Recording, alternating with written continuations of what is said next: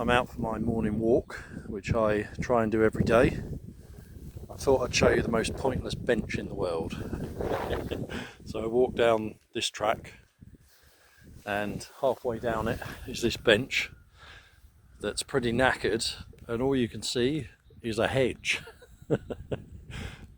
Yeah, when that hedge wasn't there, there was probably quite a nice view actually. But there you go. Okay, so the crossovers are all inside now. So we got our woofer and mid-range section there, tweeter and super tweeter section down there. All the cables in, woofer, woofer, mid-bass, mid-bass, tweeter, tweeter and super tweeter. So this one I can now get the insulation back in properly as it should be, like that side. And then I'll tuck all the cables in, they'll get another coat of paint, and then I can get the drivers back in. Right, that one to do next.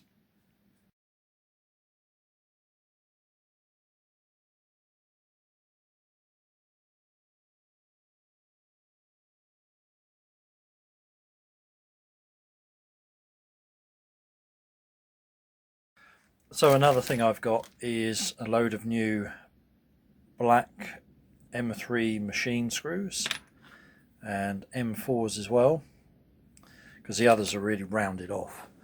The M3s fit perfectly in the mid-bass, tweeter, no problem at all. But the M4s don't fit in the original T-nuts. So you see the nice shiny new silver one in there? I've knocked the old ones out and replaced them. So I keep quite a lot of T-nuts, always handy. So yeah, they'll all have nice new unrounded off screws.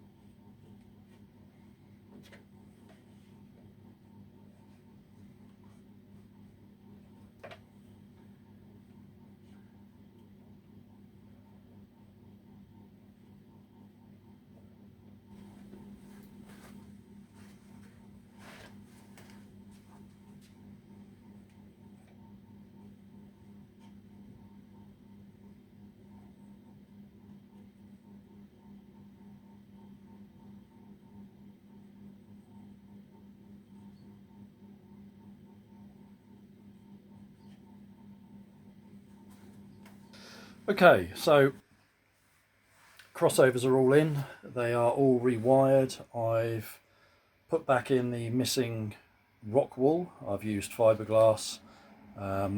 Even if I was to take all that out, I wouldn't be able to get all the fiberglass out of the transmission line. So it's best to put back in what should be in there, and I'm going to put some foam in the bottom like I did with the other pair. So that will keep them nice and clean and minimize any fibers coming out. So yeah, I've just given them a second coat of black.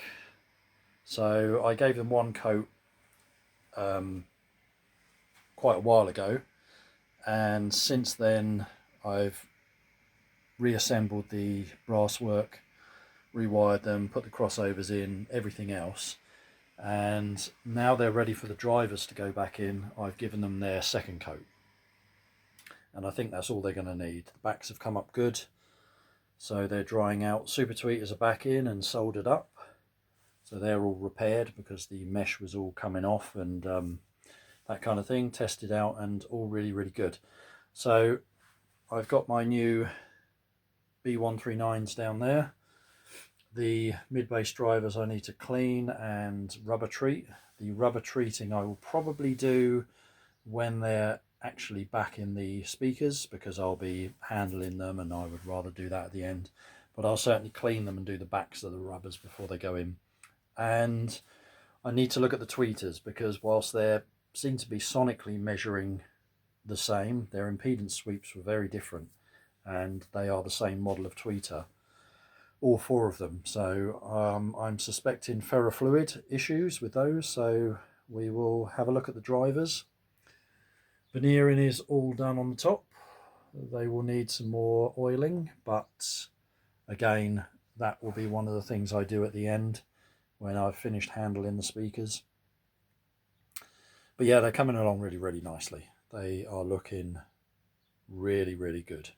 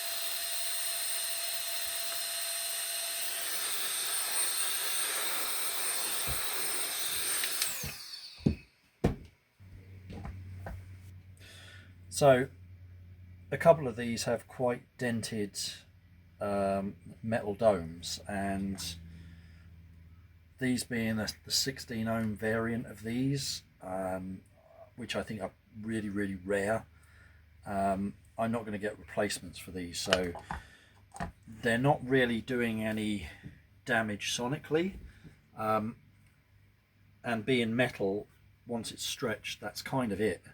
They're not going to go back as they were. So I think they're fine, but I want to look inside them and see what's going on.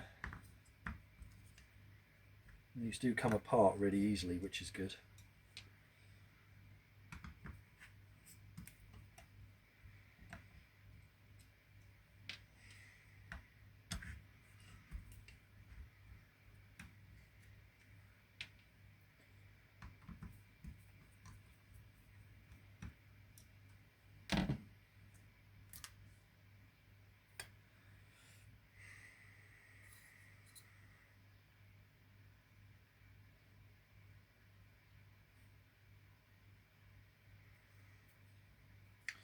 So let's see if you can see that. You might be able to see on the inside of that kind of brown ring. Well, that's ferrofluid, and also on the voice coil, and that can go like Marmite and cause the issues that we've got. So let's see. It's normally quite obvious if it's gone all horrid.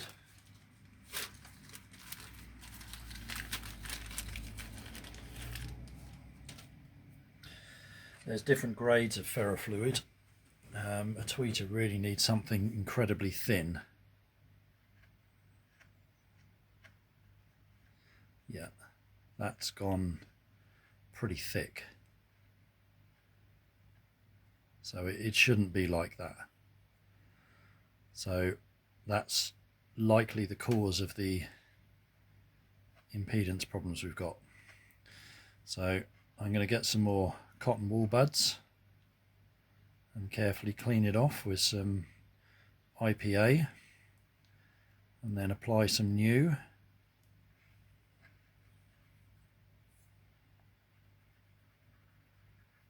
Also just rub against the back of this and just see if I can get some of those creases out a bit more, ever so gently though, because I'd rather leave the creases in there than actually deform the voice coil, form a part of the dome.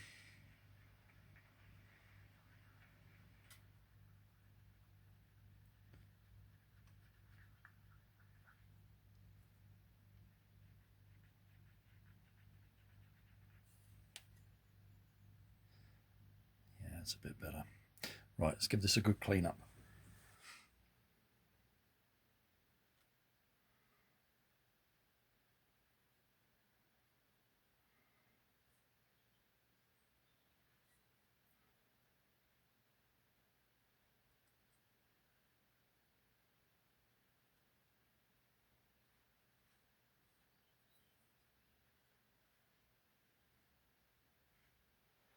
Get as much of this off as you can, but don't risk damaging the former.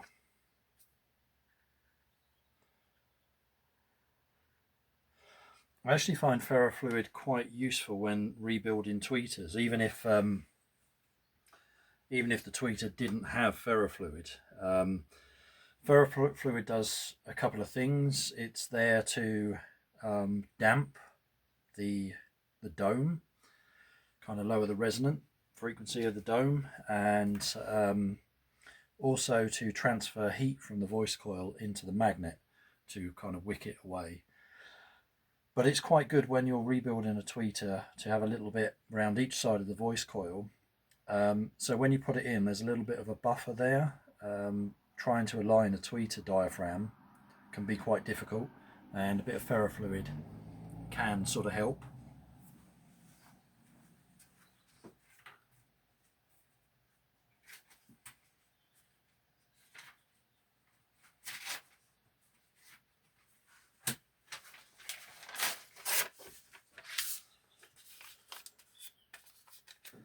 Bit of paper. Oh yeah, I can actually feel that. You can see that? It's like Marmite.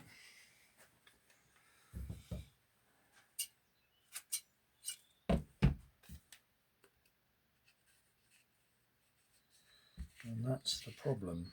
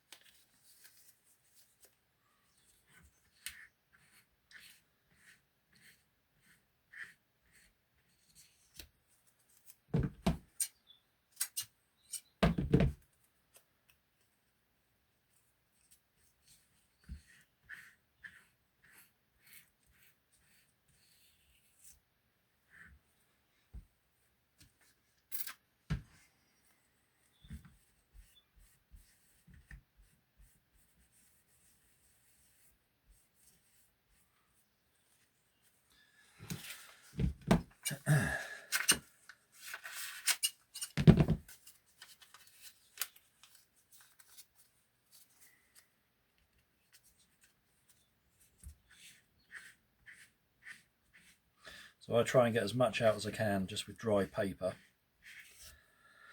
And when I think I'm about there, I'll use some paper with a bit of IPA on it. But what I don't want to happen is the paper to go really soggy and then break off inside.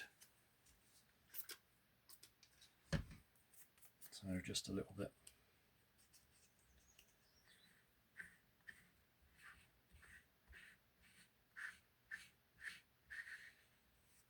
Yeah, that's pretty good.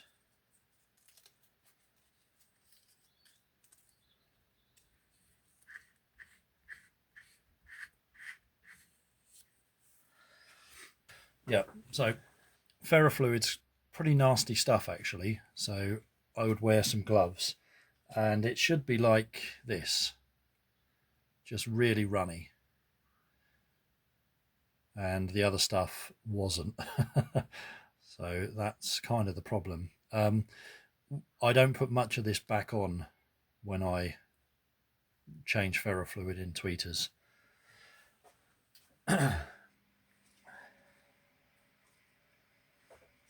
So I'll go round the voice coil both sides, and then that's it. I won't put any more inside the pole piece or anything like that. So that's what I'm going to do. So I've put some round there, both sides. Once it's in there and moving around a bit, it'll find its way. And that's it. Horrible stuff. Hate it. So after doing that, I tend to leave them on the signal generator about 3000 hertz just for a while, just to let some vibration go on, which will help disperse that ferrofluid and kind of set it all in there.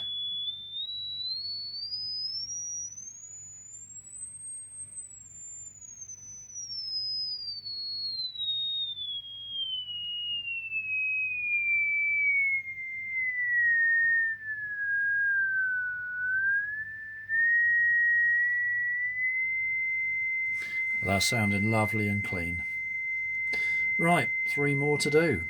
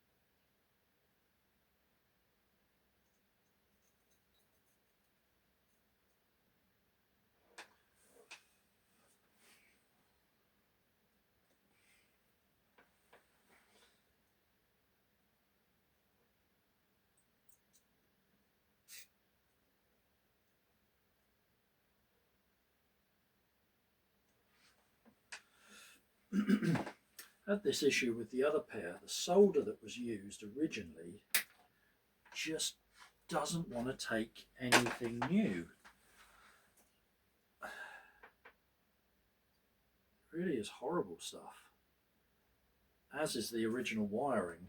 That just doesn't seem to want to take solder either.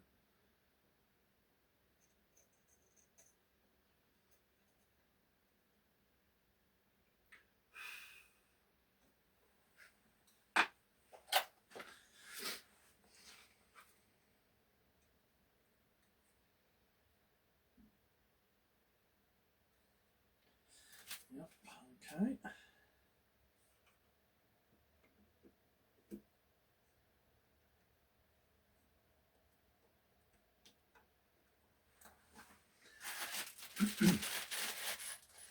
Nice new screws.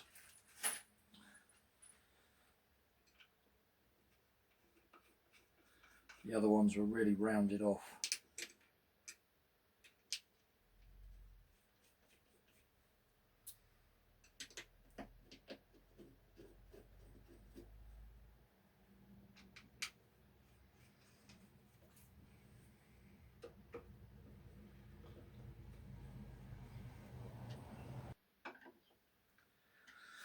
Right, tweeter.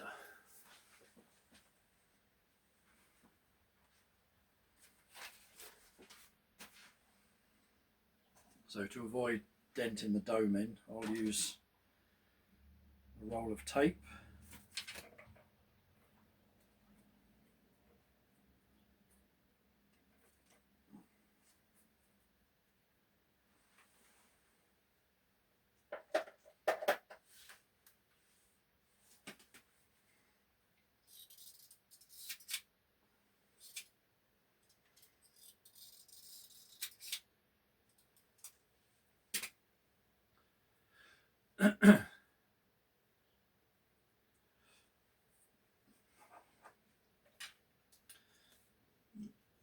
So with these I can tin up the other spade connection on these, leaving these on to wick the heat away, because if you overheat these the plastic melts and then they just fall off. So it's quite handy that you've got these two kind of solder posts, connection posts.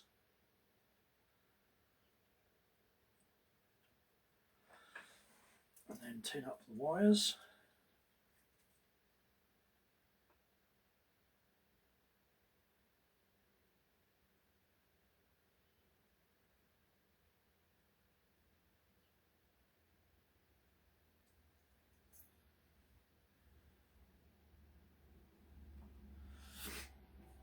And then drop them on.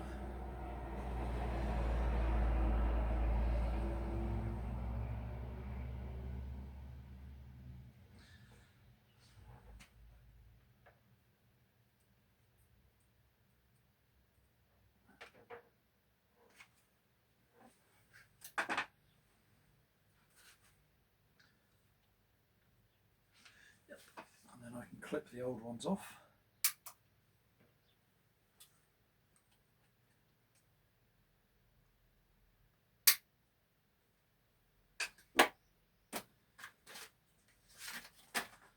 Double check everything.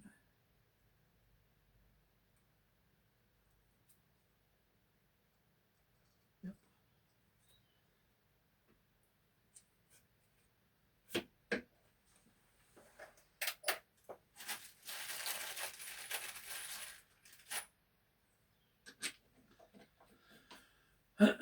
They're nice new screws again.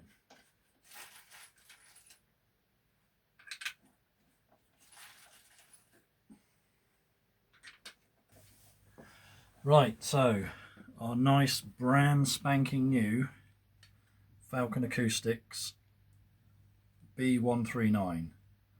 What a thing of beauty. Look at the size of the motor on that. Fantastic. Against these old corroded, knackered things. Very nice. They physically drop straight in, and the low pass filter modification needed is pretty minimal, really. You could probably get away with just dropping them in, but it does cause a bit of an issue. Right, we need to put some gasket material all the way around this, and then they can go in.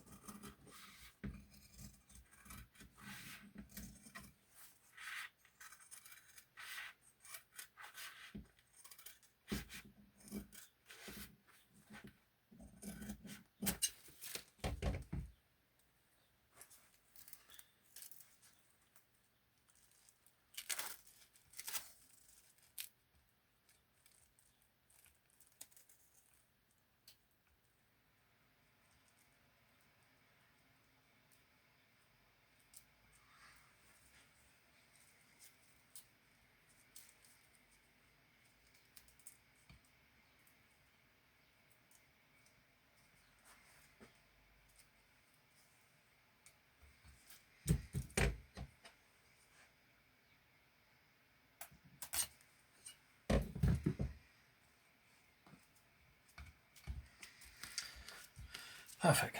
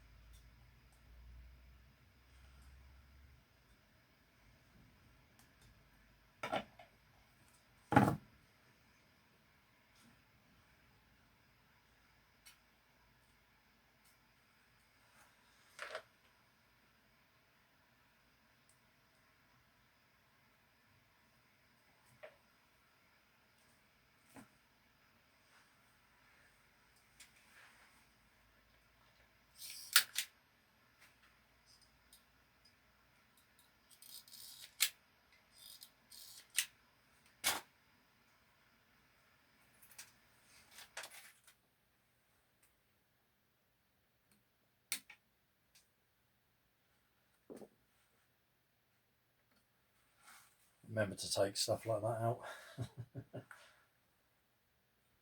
Oh, damn it.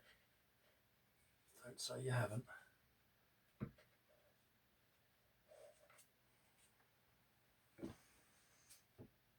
Alright.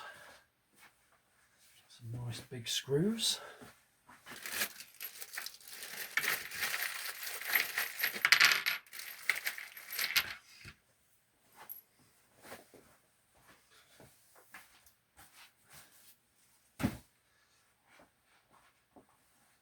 So I probably mentioned I changed the inserts. Get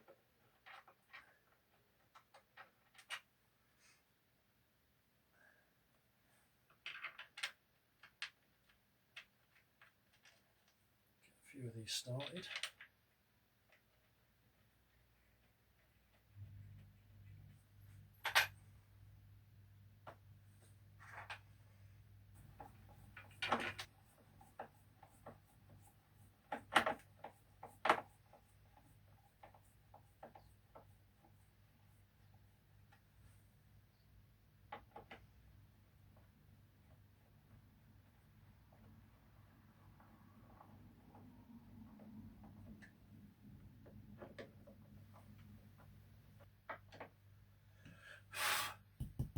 Beautiful.